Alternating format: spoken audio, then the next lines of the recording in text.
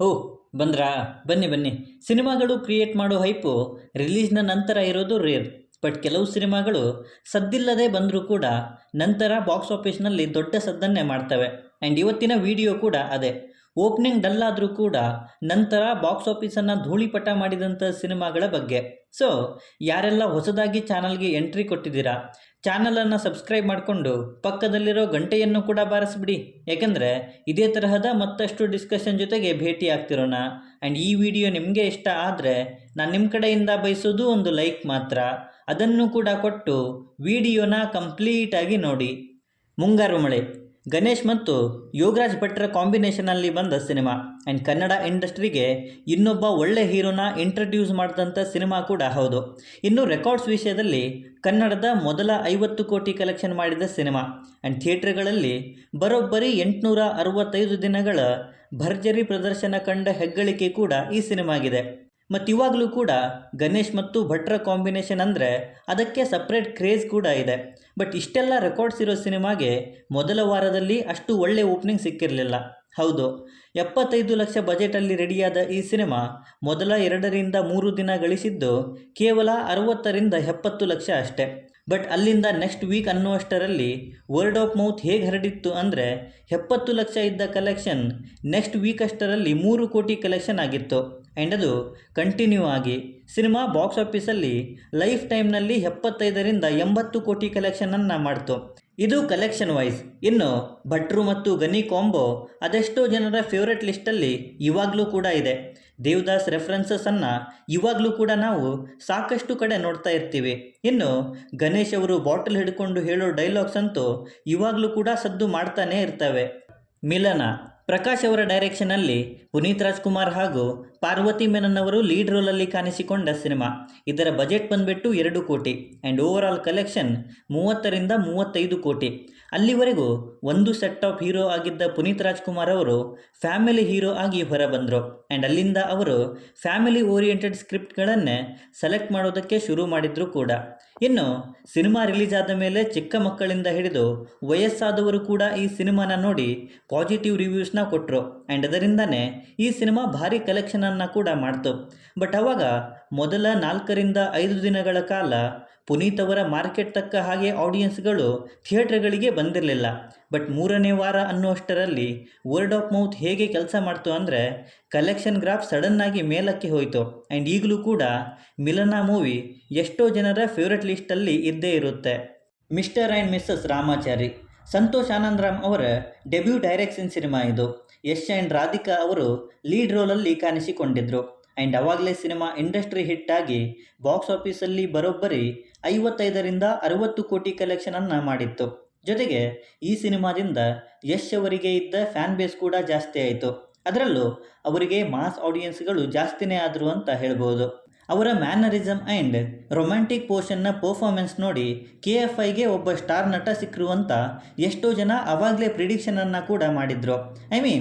ಈಗ ಅವರು ದೊಡ್ಡ ರೇಂಜಲ್ಲೇ ಇದ್ದಾರೆ. ಬಟ್ ರಾಮಾಚಾರಿ ಅವರ ಬಿಗಿನಿಂಗ್ ಫೇಸ್ ಆಗಿತ್ತು ಆ್ಯಂಡ್ ಸಿನಿಮಾದ ಬಜೆಟ್ 4 ಕೋಟಿ.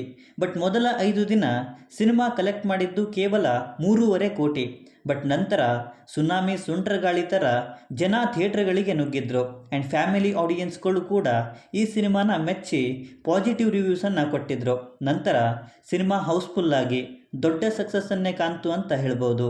ಕಿರಿಕ್ ಪಾರ್ಟಿ ಇದರ ಬಗ್ಗೆ ನಾನು ಸ್ಪೆಷಲ್ ಆಗಿ ಹೇಳಬೇಕು ಅಂತ ಏನಿಲ್ಲ. ಯಾಕಂದರೆ ಇದರ ಸಕ್ಸಸ್ ಬಗ್ಗೆ ನಿಮಗೂ ಕೂಡ ಗೊತ್ತೇ ಇದೆ. ಬಜೆಟ್ ಆಲ್ಮೋಸ್ಟ್ 5 ಕೋಟಿ ಆ್ಯಂಡ್ ಕಲೆಕ್ಷನ್ 55 ರಿಂದ 60 ಕೋಟಿ. ಆದರೆ ಈ ಸಿನಿಮಾ ಕೂಡ ಮೊದಲ ವಾರ ಗಳಿಸಿದ್ದು 6 ಕೋಟಿ ಮಾತ್ರ. ಬಟ್ ಅದಾದ ಮೇಲೆ ಇದರ ಹೈಪ್, ಪಾಸಿಟಿವಿಟಿ ಆ್ಯಂಡ್ ಪಾಸಿಟಿವ್ ರಿವ್ಯೂಸಿಂದ ಸಿನಿಮಾ ಬಾಕ್ಸ್ ಆಫೀಸಲ್ಲಿ ಆಲ್ ಟೈಮ್ ಬ್ಲಾಕ್ ಬಸ್ಟರ್ ಕೂಡ ಆಯಿತು. ರಕ್ಷಿತ್ ಶೆಟ್ಟಿಯವರ ಕರಿಯರ್ನ ಮರೆಯಲಾಗದಂತಹ ಮೂಮೆಂಟ್ಸ್ ಇರುವಂಥ ಸಿನಿಮಾ ಇದು. ಅದರ ಕಂಟೆಂಟ್ ಆ್ಯಂಡ್ ಡೈಲಾಗ್ಸನ್ನು ಆಡಿಯನ್ಸ್ಗಳು ಇವಾಗಲೂ ಕೂಡ ಸಖತ್ತಾಗೆ ಎಂಜಾಯ್ ಮಾಡ್ತಾರೆ. ಟಗರು ಡಾಕ್ಟರ್ ಶಿವರಾಜ್ ಕುಮಾರ್ ಹಾಗೂ ಡೈರೆಕ್ಟರ್ ಸೂರಿ ಕಾಂಬಿನೇಷನ್ನ ಸಿನಿಮಾ ಇದು. ಆ್ಯಂಡ್ ಸಿನಿಮಾ ಬಾಕ್ಸ್ ಆಫೀಸಲ್ಲಿ ಧೂಳೆಬ್ಬಸ್ತು ಕೂಡ. Age is a just number ಅನ್ನೋ ಹಾಗೆ ಶಿವಣ್ಣ ಅವರು ಪರ್ಫಾರ್ಮೆನ್ಸನ್ನು ಕೊಟ್ಟಿದ್ದರು ಈ ಸಿನಿಮಾದಲ್ಲಿ. ಪರ್ಫಾರ್ಮೆನ್ಸ್ ಅಷ್ಟೇ ಅಲ್ಲ, ಆ ಪಾತ್ರವನ್ನು ಅವರದ್ದೇ ಸ್ವ್ಯಾಗ್ ಮತ್ತು ಆ್ಯಟಿಟ್ಯೂಡಿಂದ ನಿಭಾಯಿಸಿದ್ರು. ಜೊತೆಗೆ ಆ ಡ್ಯಾನ್ಸ್ ಎಲ್ಲದರಿಂದ ಶಿವಣ್ಣ ಆ ಸಿನಿಮಾನೂ ಕೂಡ ಗೆಲ್ಲಿಸಿದ್ರು. ಇನ್ನು ಇಲ್ಲಿ ಶಿವಣ್ಣ ಅಷ್ಟೇ ಅಲ್ಲ, ಧನಂಜಯ್ ಅವರಿಗೂ ಕೂಡ ಈ ಸಿನಿಮಾ ದೊಡ್ಡ ಬ್ರೇಕ್ ಥ್ರೂನ ಕೊಡ್ತು. ಡಾಲಿ, ಚಿಟ್ಟೆ, ಕಾಕ್ರೋಚ್ ಕ್ಯಾರೆಕ್ಟರ್ಸ್ ಸೆನ್ಸೇಷನ್ನ ಕ್ರಿಯೇಟ್ ಮಾಡಿದ್ವು. ಒಟ್ನಲ್ಲಿ ಸಿನಿಮಾ 2 ಕೋಟಿ ಬಜೆಟಲ್ಲಿ ತಯಾರಾಗಿ 40 ಕೋಟಿಗೂ ಅಧಿಕ ಕಲೆಕ್ಷನನ್ನು ಮಾಡಿರೋ ಮಾಹಿತಿ ಇದೆ. ಬಟ್ ಸರ್ಪ್ರೈಸ್ ಅಂದರೆ ಮೊದಲ ವಾರ ಸಿನಿಮಾ ಅಷ್ಟೇನೂ ಕಲೆಕ್ಷನನ್ನು ಮಾಡಿರಲಿಲ್ಲ.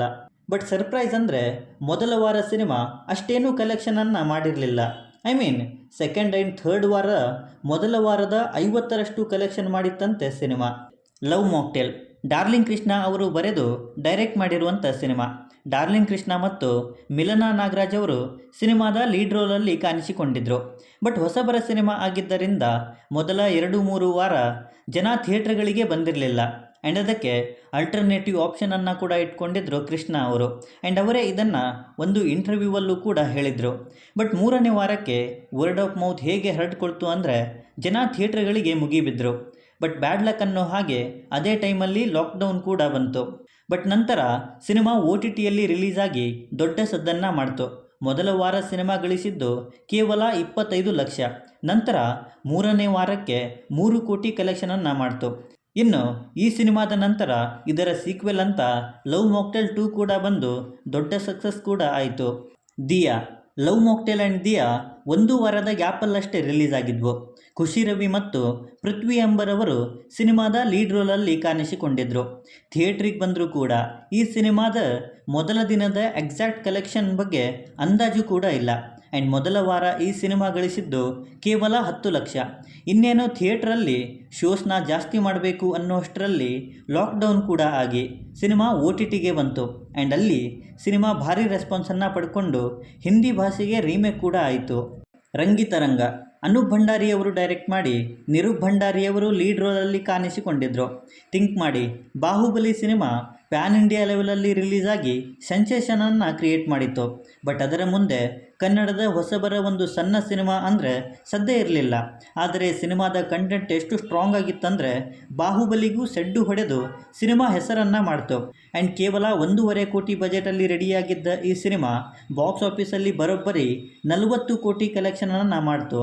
ಕಾಂತಾರ ರಿಷಬ್ ಶೆಟ್ಟಿ ಅವರೇ ಬರೆದು ಡೈರೆಕ್ಟ್ ಮಾಡಿ ಆ್ಯಕ್ಟ್ ಮಾಡಿರುವಂಥ ಸಿನಿಮಾ. ಆ್ಯಂಡ್ ಆ ವರ್ಷದ ಡಿವೈನ್ ಬ್ಲಾಕ್ ಬಸ್ಟರ್ ಕೂಡ. ಬಜೆಟ್ ಬಂದುಬಿಟ್ಟು 16 ಕೋಟಿ ಆ್ಯಂಡ್ ಕಲೆಕ್ಷನ್ 410 ಕೋಟಿಗೂ ಅಧಿಕ. ಕನ್ನಡ ಆಡಿಯನ್ಸ್ಗಳಿಗೆ ಅಂತ ಮಾಡಿದ್ದ ಸಿನಿಮಾ ಇಷ್ಟೆಲ್ಲ ಹೆಸರು ಮಾಡುತ್ತೆ, ಕನ್ನಡದ ಸೆಕೆಂಡ್ ಹೈಯೆಸ್ಟ್ ಗ್ರಾಸರ್ ಆಗುತ್ತೆ ಅಂತ ಸ್ವತಃ ರಿಷಬ್ ಶೆಟ್ಟಿಯವರಿಗೆ ಗೊತ್ತಿರಲಿಲ್ಲ. ಪ್ರೀಮಿಯರ್ ಶೋ ಇಂದ ಹಿಡಿದು ಸಿನಿಮಾ ರಿಲೀಸ್ ಆದಾಗ ಸಿನಿಮಾಗೆ ಟಿಕೆಟ್ ಸಿಗದೇ ಇರೋ ಸಿಚುವೇಶನ್ ನೋಡಿ ನಮ್ಮ ಕನ್ನಡದ ಸಿನಿಮಾ ಅಲ್ವಾ ಅನ್ನೋ ಖುಷಿ ಕೂಡ ಇತ್ತು. ಆ್ಯಂಡ್ ನಂತರ ಸಿನಿಮಾದ ರೆಸ್ಪಾನ್ಸನ್ನು ನೋಡಿ ಬೇರೆ ಭಾಷೆಯವರ ರಿಕ್ವೆಸ್ಟ್ ಮೇರೆಗೆ ಬೇರೆಲ್ಲ ಭಾಷೆಗೂ ಕೂಡ ಸಿನಿಮಾನ ಡಬ್ ಮಾಡಿ ಕಳಿಸಿದ್ರು. ಆ್ಯಂಡ್ ನಂತರ ನಡೆದಿದ್ದೆಲ್ಲ ಹಿಸ್ಟ್ರಿ. ಇನ್ನು ಸಿನಿಮಾದ ಸಕ್ಸಸ್, ಐ ಮೀನ್ ಹೆಸರು ದೊಡ್ಡ ಮಟ್ಟದಲ್ಲೇ ಆಗಿದ್ದು, ಕಲೆಕ್ಷನ್ ವೈಸ್ ಕೂಡ ತುಂಬಾ ಚೆನ್ನಾಗಿಯೇ ಇದೆ. ಇದರ ಜೊತೆಗೆ ಆ್ಯಸ್ ಎ ಡೈರೆಕ್ಟರ್ ಆಗಿ ಇಷ್ಟ ಆಗಿದ್ದ ರಿಷಬ್ ಶೆಟ್ಟರು ಆ್ಯಸ್ ಎ ಆ್ಯಕ್ಟರ್ ಆಗಿ ಕೂಡ ಇಷ್ಟ ಆದರು. ಇದು ಕೇವಲ ಅವರ ಕ್ಲೈಮ್ಯಾಕ್ಸ್ ಪೋರ್ಷನಿಂದ ಅಂತ ಅಲ್ಲ, ಥ್ರೂಔಟ್ ಸಿನಿಮಾ ಅವರು ಆ ಕ್ಯಾರೆಕ್ಟರ್ನ ಕ್ಯಾರಿ ಮಾಡಿರುವಂತಹ ರೀತಿಯಿಂದ. ಸೊ ಈ ಸಿನಿಮಾದ ಪ್ರೀಕ್ವೆಲ್ ಕೂಡ ಬರ್ತಾ ಇದೆ ಆ್ಯಂಡ್ ನಾನಂತೂ ಕಾಯ್ತಾ ಇದ್ದೀನಿ. ಸೊ ಇವಿಷ್ಟು ಈ ಲಿಸ್ಟಲ್ಲಿ ಇದ್ದ ಓಪನಿಂಗ್ ಡಲ್ಲಾದರೂ ಕೂಡ ಬಾಕ್ಸ್ ಆಫೀಸನ್ನು ಧೂಳಿಪಟ ಮಾಡಿದಂಥ ಸಿನಿಮಾಗಳು. ಸೊ ಈ ಸಿನಿಮಾಗಳಲ್ಲಿ ನಿಮ್ಮ ಫೇವ್ರೆಟ್ ಸಿನಿಮಾ ಯಾವುದು ಅನ್ನೋದನ್ನು ಕೆಳಗಡೆ ಬರೆದು ತಿಳಿಸಿ. ಮತ್ತು ಈ ವಿಡಿಯೋ ನಿಮಗೆ ಇಷ್ಟ ಆಗಿದ್ದರೆ ದಯವಿಟ್ಟು ನನ್ನ ಚಾನಲನ್ನು ಸಬ್ಸ್ಕ್ರೈಬ್ ಮಾಡಿಕೊಂಡು ಸಪೋರ್ಟ್ ಮಾಡಿ. ಕೊನೆಯಲ್ಲಿ ಸಿಗ್ತಾ ಇರೋಣ.